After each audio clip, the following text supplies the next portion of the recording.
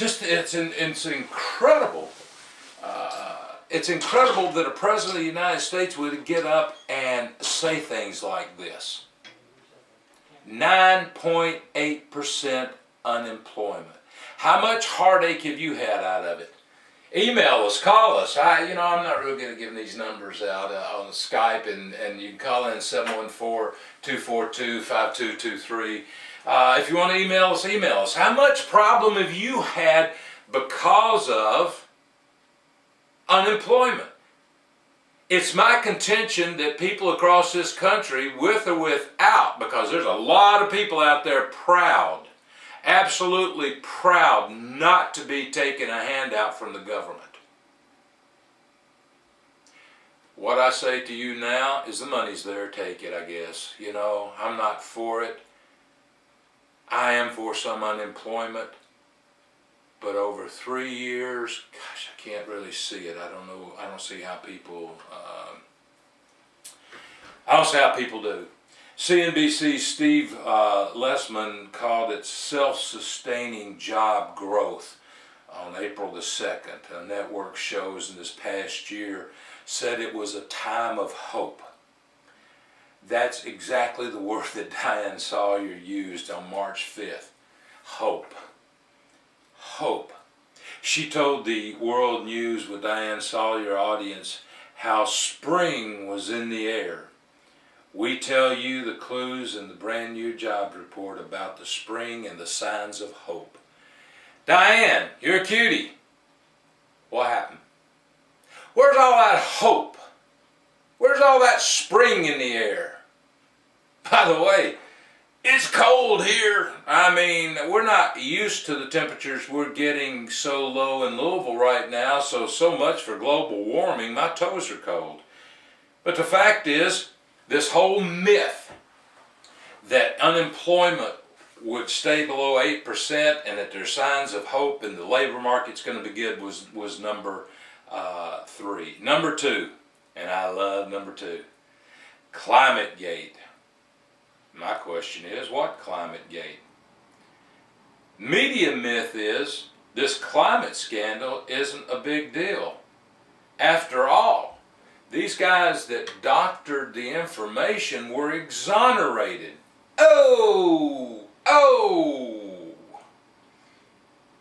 It's been more than a year since the 3 broadcast networks barely, just a little bit, covered ClimateGate, or the University of East Anglia, where the climate researchers worked. ABC, CBS, NBC only mentioned those things in 12 stories in the year following the leak.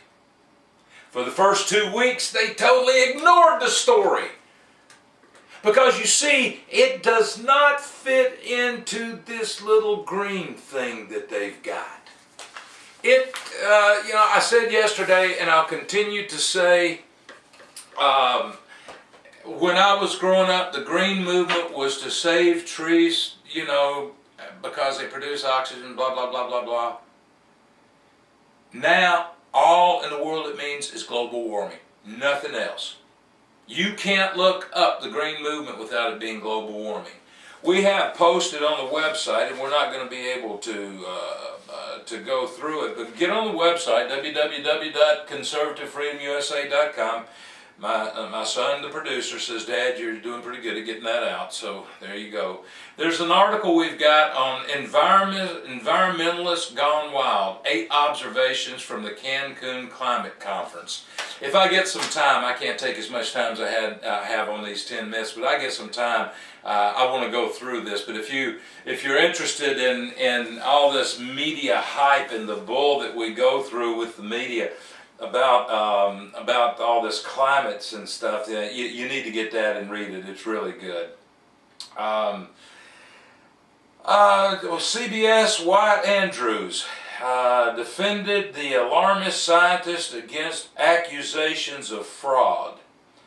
He saying, if that's true, if they committed fraud, it's a fraud adopted by the world's leading scientists.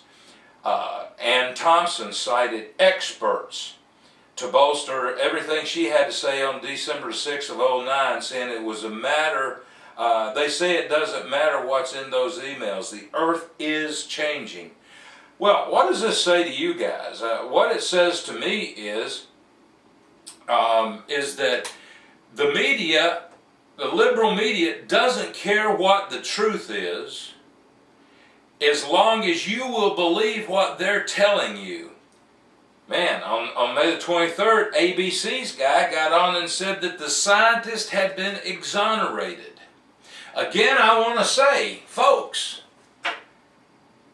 where are these scientists? Who are these people that's exonerating them? Because I'm not real smart, but I do read. And I don't read anybody that's noted that even remotely comes close to what these clowns are saying. Not even close. So who are all of these experts? Then we got two more things to say about ClimateGate. Number one, look at this the pork that has been attached not to the new omnibus bill, but the pork that was applied, I think I'm right here, to the thing that's going back to the House right now, to extend the Bush tax cuts. You got $5 million for, I'm sorry, $50 million. I've got notes here, let me make sure. Out of the $50 million, I think it's $5 million that's going to go to ethanol research. Even Al Gore said ethanol was a bad idea. And look, if Al Gore can get it, damn, I believe just about anybody can. Let's see, Al Gore, carbon footprint, buying carbon credits, having a multiplicity of houses and girlfriends, using more electricity in his main home than any 10 of us do put together. That Al Gore, yeah, I believe Al Gore understands it. So we got that. And then we've got this Cancun. You know, they had to find somewhere to go. And so they went to Cancun. Now, doggone it, they didn't have as big a impact this time. The coverage of Cancun, even by the liberal media, was very small. There wasn't as many people there. And frankly, nobody gives a diddly what they got to say, because you see, we're not stupid. We understand that ClimateGate, the falsifying of documents to prove a lie, is something that we're not going to support. And you don't see as much around the world in support.